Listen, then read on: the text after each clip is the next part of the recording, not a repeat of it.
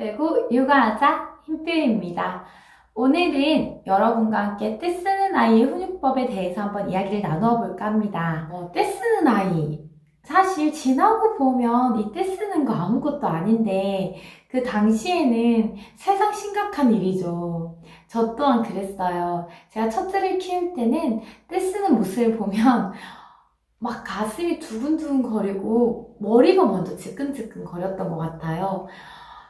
제 멘탈이 이렇게 약했나? 라는 생각이 들 정도로 왜 내 아이에게만 있어서 이렇게 내가 단호하고 여유롭지 못한가? 라는 생각을 했었는데 둘째를 낳고 나니까 떼쓰는 모습조차 정말 귀여운 거예요. 그리고 떼를 써도 그냥 또 이러고 지나가니까 라는 확신이 있으니까 두렵지 않고 불안하지 않은 거예요. 제가 첫째 아이를 키우면서 왜 이렇게 힘들었나 라는 생각을 해보니까 몰랐던 거예요. 이 시기에 충분히 이럴 수 있다 라는 것은 알고 있었지만 이 시기가 지나면 괜찮을 것이다 라는 확신이 없었던 거예요. 늘 불안했던 거예요. 특히 이 떼쓰기에 있어서는 더 그랬던 것 같아요. 아이가 18개월 전까지는 잘 먹고 잘 자고 잘 노는 것만으로도 충분히 행복했던 시기였어요. 하지만 아이가 생각을 하고 말을 어느 정도 할 수 있게 되고 걷기 시작하고 몸이 자유로워지기 시작하면서부터는 뭔가 원하는 건 있는데 원하는 게 저는 뭔지 모르겠고 아이도 정확하게 표현할 수 없고 그러다 보니까 아이의 때는 늘어만 가고 그리고 떼쓰는 시기는 저에게도 찾아왔고 아마 이 영상을 보시는 분들도 마찬가지일 거예요. 그래서 18개월쯤이 되면 가장 많이 찾는 영상들이 떼쓰는 아이 어떻게 해야 되나가 아닌가라는 생각이 들어요. 그런데 제가 떼쓰는 아이 훈육법 정말 많고 그리고 방법도 정말 간단한데 이 방법상의 문제보다는 저는 첫 번째 엄마의 마음가짐이 정말 중요하다는 생각이 들어요. 왜냐하면 아이가 분명 기질에 따라서 떼쓰는 강도가 다를 수는 있어요. 하지만 한번 잘 살펴보세요.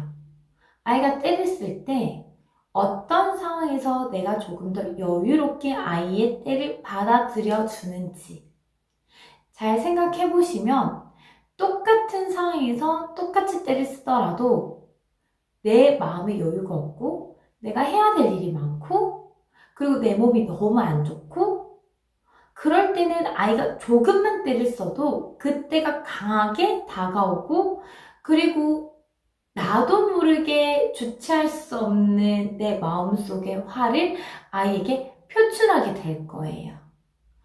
그래서 저는 아이가 36개월 이전에는 부모님들께서 컨디션을 조절하시는 게 가장 최우선이라고 생각을 합니다. 부모님의 컨디션이 좋으면 아이들이 어떤 행동을 하든 조금 여유 있게 바라봐 줄 수 있고 지켜봐 줄 수 있거든요. 떼쓰는 것도 마찬가지인 것 같아요. 두 아이를 낳고 키우면서 떼쓰는 것은 기질의 차도 너무 크다는 걸 알았어요. 첫째 아이는 상당히 예민하고 고집도 있는 아이라서 떼를 쓰니까 울음도 길고 크고 행동도 컸어요. 하지만 둘째 아이는 때를 쓰는데 때가 상당히 짧아요. 이건 기질의 문제도 참 크더라고요. 그래서 저처럼 때가 예민하고 고집이 조금 센 아이를 키우시는 분들은 아마 힘드실 수도 있어요. 제가 마음의 여유를 가지라고 하지만 와 진짜 많이 참는 건데 진짜 많이 참고 받아주는 건데 라는 생각을 하실 수도 있어요. 부모님께서 더 쉬시고 잘 드시고 체력 관리를 잘 하시고 여유있게 바라봐 주시면 이 아이들도 그런 불안한 마음이 점점점 녹아내려서 바르게 성장할 수 있고 때를 쓰는 강도도 줄어들 수 있어요. 그리고 두 번째, 때를 쓰는 건 그냥 뇌 발달상 커가는 과정이에요. 아이들이 18개월 이전까지는 본능적인 것에 아주 충실해요. 그래서 잘 먹고 잘 자고 잘 놀면 끝이에요. 그런데 이 본능적인 뇌에서 이성적인 뇌로 가려는 순간 아이들이 혼란스럽게 되는 거예요. 할 수 있을 것 같은데? 왜 안 되지? 나 저기까지 갈 수 있는데? 나 혼자 옷 입을 수 있는데? 왜 엄마는 안 된다고 하지? 이렇게 되는 거예요. 그러다 보면 아이들은 혼란스러운 거예요. 발달은 아직 미숙한데 뭔가 할 수 있을 것 같아. 그런데 엄마가 보기에는 못하는 게 확실해. 그러면 실랑이 속에서 이제 떼쓰는 과정이 나타나게 되는 거죠. 18개월쯤 되면 대부분의 아이들이 떼를 쓰게 돼요. 이건 누구나 거쳐가는 발달 과정 중에 하나고, 아이가 이 떼 쓰는 과정을 통해서 자기 조절력도 배우게 되고 사회적인 규칙도 배우게 되고 도덕도 배우게 되는 거예요. 하나의 예를 들어서 아이들이 마트에 가서 가장 떼를 많이 쓰죠. 이거 사달라 저거 사달라. 그런데 18개월에서 길게 잡으면 36개월 정도까지 아이들은 아직까지 도덕적인 수준이 높지가 않아요. 그리고 이성적으로 저희들처럼 그래 이건 여기서 하지 말아야지 해야지 라는 판단이 되지 않는 시기예요. 이 아이들과 실랑이 해봤자 저도 아이들 좋을 게 하나도 없어요. 그래서 그냥 상황을 만들지 마세요. 그게 가장 좋아요. 아이가 늘 똑같은 장소에서 무언가 원하는 게 있다. 그러면 그 장소를 가지 않는 거예요. 그런데 아이가 기억하고 있다. 가려고 한다. 그렇다면 미리 말씀을 하세요.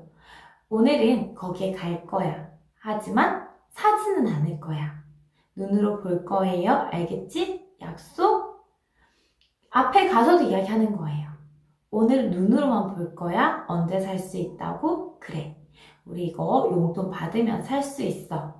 용돈 받으면 사러 오자. 산타 할아버지 오시면 사러 오자. 이렇게 약속을 하는 거예요. 그렇게 약속을 반복적으로 하다 보면 아이들이 이건 사는 날이 있구나. 늘 내가 살 수 없는 것이구나. 참아야 되는 것도 있구나.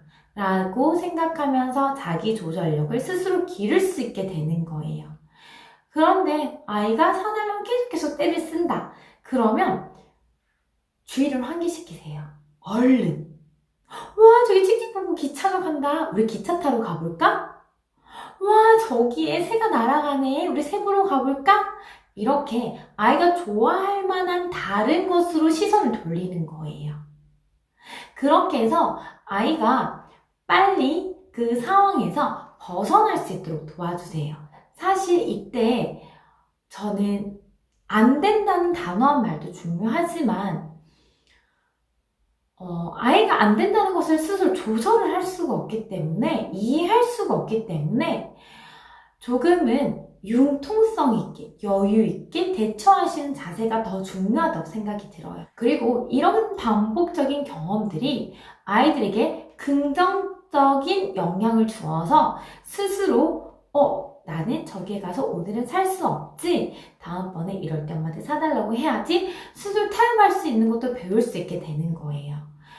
이때 떼쓰는 시기에 안 된다고 말해야 되는 상황도 있기는 해요.